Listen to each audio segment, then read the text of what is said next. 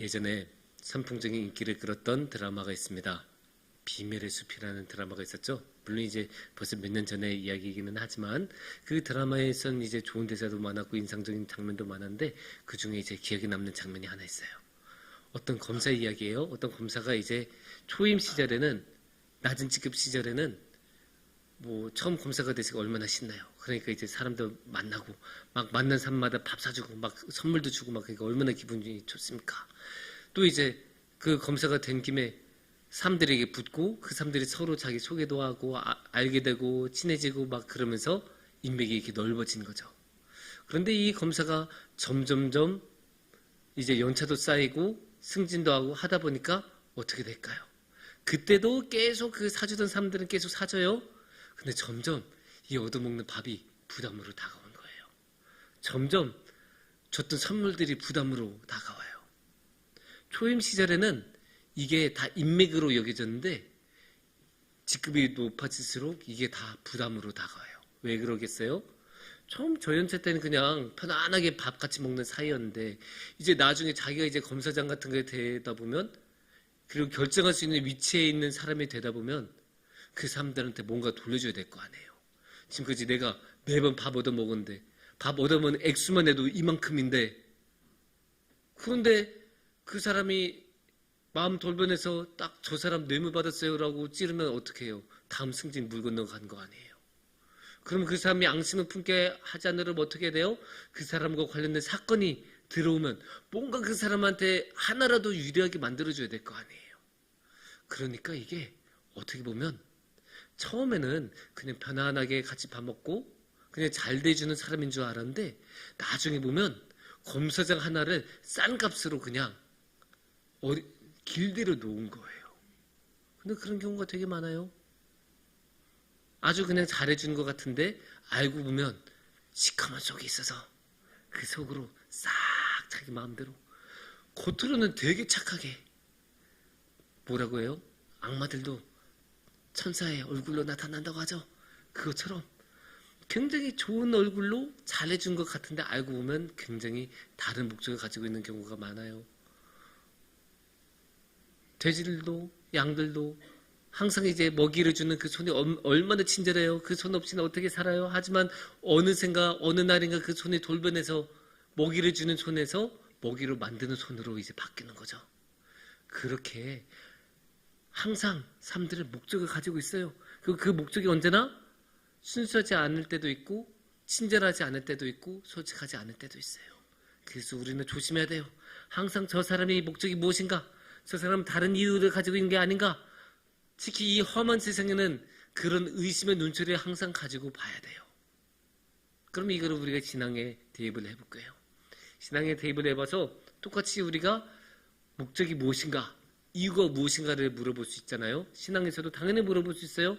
신앙적으로 우리는 교회력으로는 어떤 절기입니까? 우리는 대림절이에요. 대림절의 핵심 뭐예요? 예수님이 오신 것을 기다리는 날이죠. 그러면 우리가 이 목적의 이야기를 대입하면 이렇게 말할 수 있어요. 예수님이 오신 목적은 무엇일까? 예수님이 오신 이유는 무엇일까? 예수님은 다른 목적을 가지고 있었던 건 아닐까? 예수님이 왜 오셨을까? 안 오셔도 됐을 텐데 왜 오셨을까? 물어볼 수 있는 것 아닙니까? 그렇게 이제 물어볼 수 있죠. 그래서 우리는 질문을 던져야 돼요. 왜 예수님이 오셨을까? 그래서 우리가 이 시간에는 예수님이 왜 오셨는지, 예수님은 이 땅에 오신 이유가 무엇인지에 대해서 함께 생각해보고 나누는 시간을 가져보도록 하겠습니다. 물론 이제 거기에 대해서는 우리가 수많은 이야기를 할 수 있어요. 예수님이 이 땅에 왜 오셨을까? 사실은 이거 다 그거에 관한 내용이에요. 성경 전체가 왜 예수님이 이 땅에 오셨는가? 그거 설명하려고 이 어마어마한 책이 나왔어요. 구약 신약 합치면 1127장이나 돼요. 1127장이 다 그거에 관한 내용이다라고 말을 할 수도 있지만 그래도 그 중에서도 조금 더 그 내용에 집중하는 그런 강조하는 그런 구절들이 있겠죠. 그런 구절들 중에서도 하나를 고르자면 오늘의 말씀 요한복음 1장 14절을 고를 수 있습니다. 그래서 이 말씀을 봉독해드리면 요한복음 1장 14절 말씀이 육신이 되어 우리 가운데 거하심에 우리가 그의 영광을 보니 아버지의 독생자의 영광이요 은혜와 진리가 충만하더라. 근데 우리가 이 말씀을 약간 조금 나눠서 볼 수 있어요. 앞 구절, 뒷 구절. 거시매를 딱 기준으로 앞에가 앞구절 전반부라고 할 수 있고 그 뒤부터는 후반부라고 할 수 있어요. 그래서 우리가 이 전반부와 후반부를 따로 한번 나눠서 집중적으로 한번 더 볼게요. 그래서 다시 한번 우리가 이 전반부를 보면 말씀이 육신이 되어 우리 가운데 거하시매라고 하시잖아요. 여기가 이 말씀을 보면 예수님이 이 땅에 오셨다는 것을 말씀하는 거예요. 말씀, 이 말씀은 무엇입니까? 말씀이 육신이 되어 우리와 함께 계신다라는 말씀이죠. 근데 이 말씀이 육신이 되었다라는 말에서 이 말씀이 누구예요? 이게 예수님이에요. 이 말씀은 요한복음 1장 1절을 보면 또 이렇게 말씀하십니다. 태초에 말씀이 계시니라. 그러니까 태초에 옛날부터 있었던 말씀, 그 말씀이 지금 이 땅에 오신 분, 이 땅에 오신 분이 누구예요? 예수님이잖아요. 그러니까 태초에 있었던 그 말씀, 영원전부터 하나님과 함께 있었던 그 말씀이 육신을 입고 우리 땅에 오셨다. 그게 이제 신학적으로 멋있게 표현한 거고, 그걸 일상적인 표현으로 하면 어떻게 되겠습니까? 예수님이 이 땅에 태어나셨다. 그렇게 말씀을 한 거예요. 예수님이 태어나셨으니까 어떻게 해요? 예수님도 똑같이 우리와 같은 조건에서 살아가시는 거예요. 똑같은 조건. 그래서 똑같이 특정한 장소에서 살아야 되고, 특정한 시간에서 살아야 되고, 밥을 먹어야 되고, 또 뭐 해야 되겠어요? 이렇게 물도 마셔야 되고, 이런 똑같은 조건에 살면서 예수님 살아가셔야 돼요. 그래서 뭐라고 하셨습니까? 우리 가운데 거하시매. 우리 가운데 거하시매라는 말이 그런 거예요. 우리 가운데 거하시매. 우리와 똑같은 조건으로 우리와 함께 사신다. 그 말씀하신 거예요. 그렇게 이제 예수님이 오셨어요. 그 말씀을 여기서 확인할 수 있는 거예요. 그러니까 예수님이 태어나셨다는 것을 이 1장 14절의 전반부를 통해서 확인할 수 있는 거예요. 근데 우리가 방금 전에 그 자막 다시 한번 보여주시면 우리 가운데 거하시매라고 이 전반부가 끝나죠.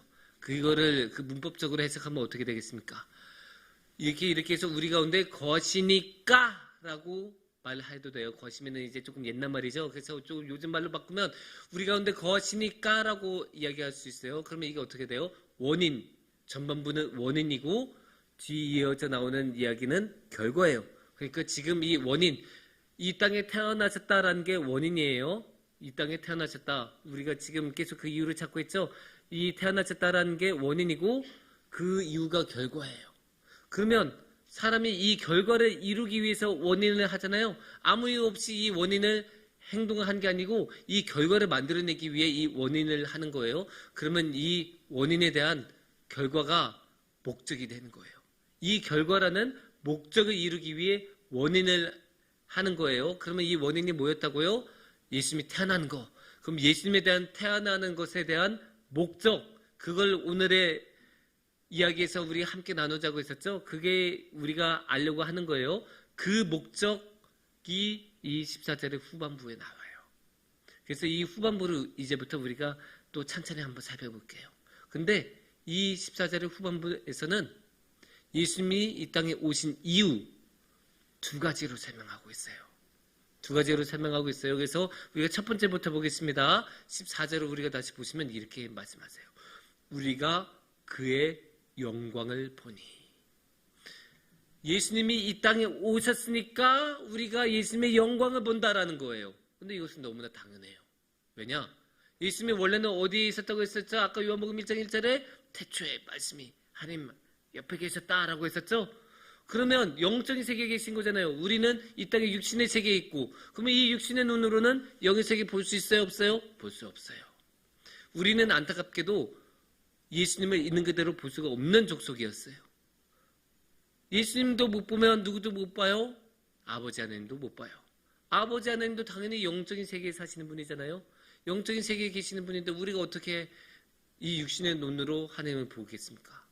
그러면 여기서 문제가 심각해지는 거예요. 우리가 아무리 하나님을 사랑하고 우리가 아무리 하나님의 뜻대로 살려고 해도 하나님을 못 보는데 어떻게 해요? 하나님과 접촉을 할 수 없는데, 하나님과 만날 수 없는데 어떻게 합니까? 하나님의 뜻도 알아들을 수가 없고 하나님이 뭘 원하시는지 알 수도 없고, 그러면 이제 문제가 심각해지는 것 아닙니까? 그러면 이제 하나님의 뜻을 모르니까 어떻게 돼요? 자기가 원하는 대로 살아가는 거예요. 자신의 뜻대로 이게 맞다 생각한 대로 살아가는데 대부분 우리가 생각하는 맞다는 것은 틀려요. 그러니까 항상 틀린 길로 가게 되겠죠. 그거를 보고 이러면 안 되겠다라고 하나님도 생각하시고 예수님도 생각하셨어요. 그래서 어떻게 해요? 예수님이 그래서 이 땅에 오셨어요. 그래서 이 땅에 오셔서 예수님을 통해서 우리가 그의 영광을 보고 그의 영광을 통해서 우리가 예수님도 보고 하나님도 보고, 그래서 예수님이 자신을 보여주라는 것, 하나님을 보여주라는 것, 그게 예수님이 오신 목적 중에 하나예요. 특히 예수님을 보면 하나님을 볼 수 있어요. 특히 예수님의 영광을 보면 하나님의 영광을 볼 수 있어요. 로마서 15장 6절 말씀을 보면 이렇게 나옵니다. 한 마음과 한 입으로 하나님 곧 우리 주 예수 그리스도의 아버지께 영광을 돌리게 하려 하노라. 여기서 재밌는 게 예수 그리스도의 아버지 두 분이 다 나와요. 예수님과 아버지 하나님이 두 분이 다 나와요. 근데 이 두 분이 뭘로 엮입니까? 영광으로 엮이고 있어요. 예수 그리스도의 아버지께 영광을. 그러니까 예수님도 아버지 하나님도 영광을 통해서 연결이 되는 거예요. 그러니까 예수님의 영광을 보면 아버지의 영광을 본 거고, 아버지의 영광을 보면 예수님을 보는 거예요. 이렇게 예수님과 아버지 하나님의 영광으로 연결이 되어 있어요. 그러니까 요한복음 1장 14절에서 그의 영광을 보니라고 했을 때 예수님의 영광만 본 게 아니라 예수님의 영광을 통해서 아버지 하나님의 영광도 보고, 그렇게 아버지 하나님의 영광을 보면 아버지 하나님을 보게 되는 거죠. 그러니까 평소에는 우리가 만날 수 없는 하나님, 우리가 볼 수 없는 하나님을 우리가 예수님을 통해서 볼 수 있다. 그리고 그렇게 보여주기 위해서 예수님이 친히 이 땅에 오셨다. 그렇게 요한복음 1장 14절을 말하고 있습니다. 이게 첫 번째 이유예요. 그럼 이제 두 번째 이유를 말씀드릴게요. 두 번째 이유, 요한복음 1장 14절을 다시 한번 보겠습니다. 아버지의 독생자의 영광이요 은혜와 진리가 충만하더라. 육신이 우리 가운데 거하시니까 은혜와 진리가 충만해졌어요. 그렇게 은혜와 진리가 충만하게 한 게 예수님의 목표였어요. 근데 그게 그냥 된 게 아니에요. 은혜와 진리가 저절로 충만해지지 않아요. 무엇을 통해서? 아버지의 독생자의 영광이요. 아버지의 독생자의 영광을 통해서 은혜와 진리가 충만해지는 거예요. 그런데 여기 중요한 게 있어요. 이 영광이란 말, 여기서도 강조가 됐죠. 여러분, 이 영광이란 말에는 한 3번 정도 동그라미 쳐도 돼요. 그만큼 중요한 말이에요. 왜냐? 이 영광에 비밀이 숨겨 있으니까 그래요. 그냥 우리가 이렇게만 보면 영광 딱 하고 이게 빛나고 트로피 들고 멋있다, 모두 다 찬양하고 경배하고 그런 장면만 생각하잖아요. 하지만 제가 예전에도 말씀드렸어요. 요한복음에서 영광은 항상까지는 아니어도 자주 고난이라는 맥락에서 등장해요. 영광이 그냥 영광이 아니에요. 고난을 담고 있는 영광이에요. 고난으로 이어지는 영광이에요. 일례로 요한복음 12장 23절 말씀을 우리가 한번 보겠습니다. 예수께서 대답하여 이르시되 인자가 영광을 얻을 때가 왔도다. 요한복음 12장 23절에서 예수님께서 이렇게 영광을 얻을 때가 왔도다라고 한 다음에 어떻게 하십니까? 이 말씀 다음에 한 알의 밀알이 썩어야 열매를 맺는다라고 말씀하시고, 그 이후에 13장 그리고 그 이후 쭉 그 다음부터 고난의 이야기가 시작이 되는 거예요. 이 말씀 영광의 때가 왔도다라고 한 다음에 고난이 이어지면 어떻게 해석할 수밖에 없습니까? 영광의 때라는 게 고난의 때라는 거예요. 그러면 영광이라는 게 고난이라는 거예요. 최소한 요한복음에서는 영광이 고난으로, 물론 아무 고난은 아니죠. 예수님의 십자가의 고난, 우리 모두를 살리시려고 했었던 그 십자가의 고난이 예수님께서는 영광이에요. 그러면 이 말씀을 여기에 대입해서 생각하면 어떻게 되겠습니까? 예수님께서 이 땅에 오신 이유, 첫 번째는 자신을 보게 하는 거고 하나님을 보게 하는 거였죠. 두 번째는 은혜와 진리를 충만하게 하게 하고 그것을 통해 영광을 드러내는데, 그 영광이 어떤 영광입니까? 고난입니다. 그러니까 이 두 번째 목적에 따르면 어떻게 되겠습니까? 예수님은 이 땅에 고난받으러 오셨습니다. 예수님이 이 땅에 고난받으러 오셨어요. 근데 우리가 알잖아요. 이 십자가의 고난, 아무 고난이에요? 아니에요. 죽음에 이르는 고난이고 이 세상에서 그 이상 끔찍할 수 없는 고난이에요. 가장 어두운 순간이고 가장 깊은 순간이에요. 그 고난을 처음부터 목적을 가지고 태어나셨어요. 이게 사실 굉장히 신앙을 가진 사람으로서 예수님을 사랑하는 사람으로서는 너무나 가슴이 아픈 이야기예요. 왜 그런지 아십니까? 우리가 태어날 때 왜 태어났다고 합니까? 우리 노래도 부르잖아요. 당신은 사랑받기 위해 태어난 사람. 그렇게 우리 노래 부르잖아요. 우리는 사랑받기 위해 태어났어요. 우리가 태어나면 최소한 우리의 부모님이 기뻐하세요. 기뻐하고 생일 때마다 축하해주고 정말로 잘 왔다, 너무나 사랑한다, 그렇게 사랑받기 위해 우리는 태어나잖아요. 하지만 예수님은 아니에요. 예수님은 고난받으시라고 태어나셨어요. 예수님은 고난받으시고 자신의 살이 찢기고 자신이 저 십자가에 매달리기 위해서 태어나셨어요. 그게 다른 거예요. 우리는 사랑받고 우리는 그 모든 행복을 누리기 위해서 태어났지만 예수님은 죽기 위해서 고난받기 위해서 태어나셨어요. 태어날 때부터 죽음을 생각하는 그 순간이 얼마나 슬픕니까? 얼마나 마음이 아파요. 하지만 예수님은 그 길을 피하지 않고 선택하셨어요. 기꺼이 그 길을 가셨어요. 왜냐? 그 길 외에는 우리를 사랑할 수 있는 방법이 없으니까. 예수님은 우리를 너무나 사랑하셔서 우리를 구원해 주고 싶으셨고 우리를 구원해 주시려면 그 십자가의 고난을 걷는 방법 외에는 없다는 것을 너무 잘 아셨어요. 너무나 당연한 이야기예요. 예수님은 영원한 생명의 분이세요. 하지만 우리는 필멸자, 죽을 수밖에 없는 반드시 죽는 사람들이에요. 그러면 이 순간에서 간격이 일어나죠. 영원한 생명은 이 죽음을 경험할 수가 없어요. 그러니까 예수님이 경험할 수 없는 영역이 생기는 거예요. 그리고 그 죽음 속으로 빨려들은 것을 예수님께서 보고 계시면서 안 되겠다, 그럴 수 없다, 예수님이 직접 오시면서 우리가 죽어가는 그 순간순간마다 우리의 영혼이 이 세상에서의 삶을 마감할 때마다 예수님은 그 곁에 계시고 함께 계시면서 우리 대신에 목소리를 내주시고 왜 나를 버리셨냐고 아버지 하나님께 항변도 하시면서 우리 대신에 우리 목소리를 내주시면서 우리 곁에 계신 분이에요. 그러려고 예수님이 이 땅에 오셨어요. 다른 목적이 있는 게 아니에요. 예수님은 정말로 우리를 너무나 사랑하시고 구원하고 싶으셔서 우리 곁에 그렇게 오신 거예요. 물론 이런 것을 말로만 하는 사람들이 있어요. 말로는 무슨 말을 못하겠습니까? 하지만 예수님은 그 모든 것을 직접 행동으로 보여주셨잖아요. 직접 저 십자가에 오르셨고 정말로 십자가에서 피 흘리시면서 자신의 목숨을 내어주셨잖아요. 행동으로, 결과로 보여주셨어요. 자신이 정말로 사랑한다는 것을, 그리고 그 사랑을 위해서는 모든 것을 내어줄 수 있다는 것을 직접 보여주셨어요. 그렇게 예수님은 자신이 태어난 이유를 그렇게 보여주시고 그렇게 성취해내셨고 끝까지 그 이유에서, 목적에서 벗어난 적이 없으세요. 사랑하는 성도님들, 이 세상에는 우리에게 잘해주겠다고 하는 사람들 너무 많아요. 온갖 사람들이 다 와서 이렇게 하면 좋다, 저렇게 하면 좋다, 참 많은 사람들이 있죠. 그 말들을 우리는 다 믿을 수가 없어요. 세상에 있는 많은 사람들은 다른 목적을 가지고 자신만의 목적을 가지고 그렇게 접근하기 때문이에요.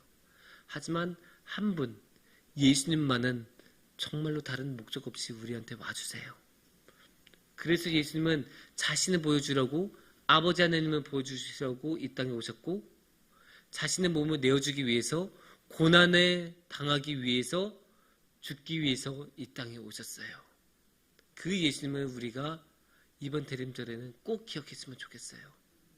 그리고 그 예수님께 우리가 뭐 하나라도 보답을 했으면 좋겠어요. 물론 우리는 너무나 죄가 많은 사람들이기 때문에 예수님께 제대로 보답 못해요. 우리가 뭐 하려고 할 때마다 우리는 악한 행동을 해요. 하지만 그럼에도 불구하고 예수님이 그렇게까지 우리 위해서 고난을 당하시고 그렇게까지 죽기까지 하시는데, 그러려고 이 땅에 오셨는데 우리가 뭐 하나라도 보답을 해야 되지 않겠습니까? 그러면 이렇게 보답하는 가장 좋은 방법은 예수님이 원하시는 일을 하는 거예요. 그러면 예수님은 뭘 원하셨어요? 예수님은 우리를 너무나 사랑하셨잖아요. 그렇게 사랑하신 걸 원하세요. 예수님이 우리를 사랑하신 것처럼 우리도 다른 사람들을 사랑하면 돼요. 특히 우리 가장 가까운 이웃, 가장 가까운 가족부터 그렇게 사랑하면서 그 예수님이 주셨던 사랑을 우리 가족들에게 우리도 사랑을 주면서 그렇게 우리 가족들과 함께 특히 성탄절이라는 주님이 오시는 그 기쁜 날에 우리 가족들과 함께하는 그런 복을 누리시는 우리 성도님들이 되시기를 축원합니다. 함께 기도하겠습니다.